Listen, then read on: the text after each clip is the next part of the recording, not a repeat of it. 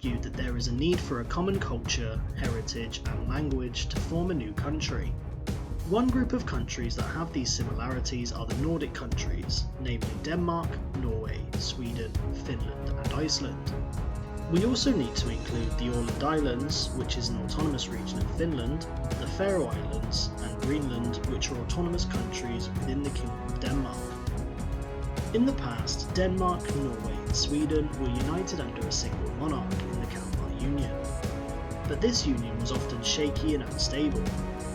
Battles were fought between a Germanic confederation of merchant guilds and towns known as the Hanseatic League. This led to severe trade disruptions within the Union, while an increase of taxes continued. Revolts and rebellion within the Union became more frequent, and in 1523 Sweden declared independence from the Union.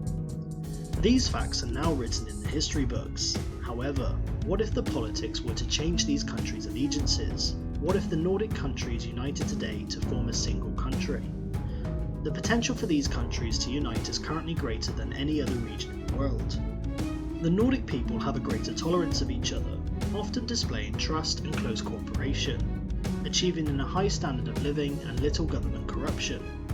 All these countries were placed in Forbes' 10 happiest countries in the world in its 2018 list, with Finland placed first, Norway second, Denmark third, Iceland fourth, and Sweden ninth. Let's explore in terms of population and land size how large this united country would be compared to the rest of the world. In terms of population, Denmark has 5.7 million, Sweden has just over 10 million, Norway has a population of 5.3 million, Finland 5.5 million, and Iceland is the smallest at just 340,000 citizens. The unification with the current populace would result in a population of 26.8 million. Its population would be higher than countries such as Australia, Romania, Kazakhstan and Sri Lanka. However, it would be below countries like Angola, Saudi Arabia and Poland. If all the Nordic countries combined into one nation, it would have a land area of 3.4 million square kilometres. It would result in a larger landmass than India, but slightly less than Australia, making it the 7th largest country in the world. According to the International Monetary Fund, these countries rank high in terms of gross domestic product, or GDP. Sweden has a GDP of $600.7 billion, Norway has $443.2 billion, Denmark has $369.7 billion, and the GDP of Finland is $289.5 billion. Iceland is the only country to not reach the top 50 with a GDP of $23.9 billion. Hypothetically, our United Nordic Nation would have a GDP of $1.7 trillion. This country would be ahead of countries like Spain, Indonesia and Russia, but behind countries such as Brazil, India and the UK. If we look at GDP per capita, which is the GDP divided by population, Norway leads the way with $70,600 per capita. Iceland has $52,100 per capita, Sweden follows not far behind at $51,300 per capita, Denmark has $49,600 per capita, and finally Finland with $44,000 per capita. This is evidence of the high standard of living that the current countries achieve. Let's consider its military power. The military defence budget of Denmark is currently $4.4 billion.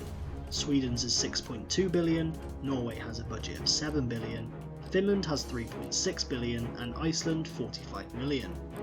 Iceland's military budget is very low as it does not have a standing army. Instead, they only have a coast guard to patrol its waters. The combined defence budget of these countries would be $21.6 billion, placing it ahead of Turkey and similar to Israel, but less than Italy. The combined active personnel of this newly united country would be 99,000, and its reserve personnel would be 1.2 million. Considering its economic and military strength, the country would likely not become a major global superpower, but would certainly be able to stand its ground. A good example is when Finland managed to defend itself against the Soviet invasion with superior numbers and technology in 1939 during the Winter War. The success was partially the tactics of using their cold wintry terrain and implementing guerrilla warfare to hinder Soviet invasion, utilising tactics of Molotov cocktails and ski warfare. To this day, it is compulsory that all young adults in Finland at the age of 18 serve in the military for at least 9 months to train and learn to defend their country. Currently, Denmark, Norway and Iceland are a part of the North Atlantic Treaty Organisation, otherwise known as NATO. But if these countries wanted to join together, it's likely they would leave and form their own united military alliance. Another fundamental question would be where the capital would reside. Many of the Nordic capitals are often seen as clean, safe and attractive, compared to other cities around the world. The capitals of these countries are Reykjavik for Iceland, Oslo for Norway, Copenhagen for Denmark, Stockholm for Sweden and Helsinki for Finland. However, there are other unique cities like Gothenburg, Bergen and the capital of the Faroe Islands, Tórshavn.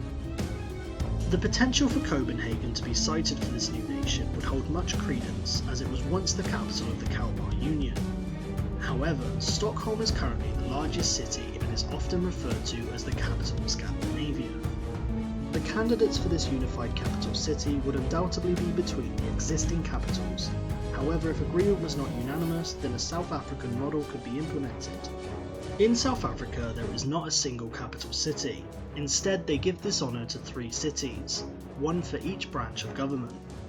But if a single capital was to be allocated, the status of Gothenburg as a substantial and successful city with a centralised location must be considered as a viable option. What do you think the capital should be? Leave your thoughts in the comments below. Swedish citizens can comprehend Norwegian but have some trouble understanding Danish because of its pronunciation. However, difficulty may arise with integrating Finnish within a communal language, as it's not a North Germanic language. The Finnish language has its roots from the Finnic language group, which is a branch of the Uralic language family.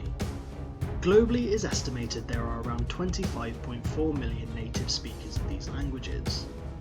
There would be 9 million speakers of Swedish, 6 million speakers of Danish, 5.4 million speakers of Finnish, 5 million Norwegian speakers, 320,000 Icelandic speakers and 90,000 Faroese speakers. If this coalition were to be preceded, the decision of either remaining a monarchy or becoming a republic would need to be decided. Denmark, Sweden and Norway have a ruling monarch, although they do not hold political significance or power and are often considered as a ceremonial head of state.